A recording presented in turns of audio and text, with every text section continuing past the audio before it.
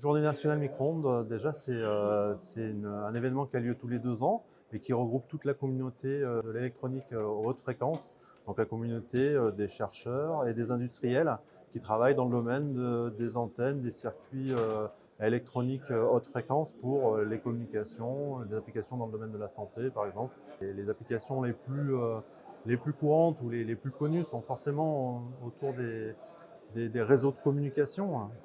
Mais on retrouve en fait ces domaines, des domaines d'application aussi dans le domaine de la santé, dans le domaine des transports et beaucoup évidemment dans le domaine du spatial, de la sécurité, de la défense.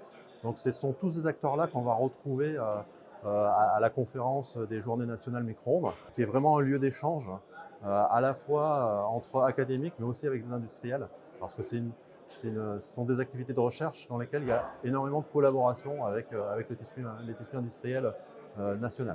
Les temps forts de ces 4 jours de conférence, on peut déjà citer les 5 présentations invitées orales qui sont généralement données par des gens de grand renom sur des sujets bien spécifiques et qui sont particulièrement intéressants.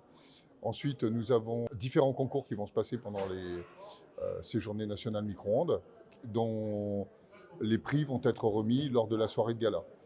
Et en particulier dans les temps forts, donc, il y a les récompenses pour les meilleurs papiers présentés, que ce soit à l'oral ou en poster, qui vont récompenser en fait le travail d'un doctorant. Et je pense que c'est pour lui une excellente occasion, quelque chose de très fort pour débuter dans sa carrière que de recevoir ce type de prix. Ça permet aussi aux jeunes d'échanger entre eux, de se connaître et de tisser le réseau scientifique national de demain. Il y a aujourd'hui même encore beaucoup de gens que j'ai rencontrés moi-même lors de mes premiers JNM.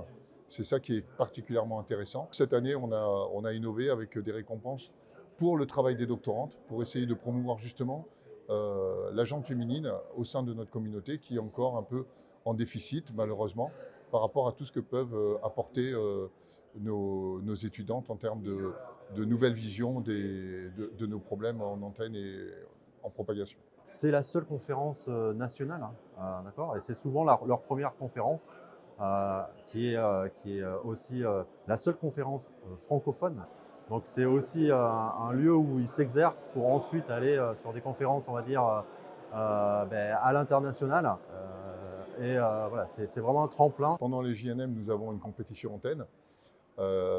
Cette compétition consiste en fait à créer dans un laps de temps limité une antenne dédiée à une application avec des contraintes quand même qui sont relativement fortes, donc il faut faire preuve d'ingéniosité et d'inventivité. Ils viennent les tester en direct lors des JNM sur le cas d'application envisagée.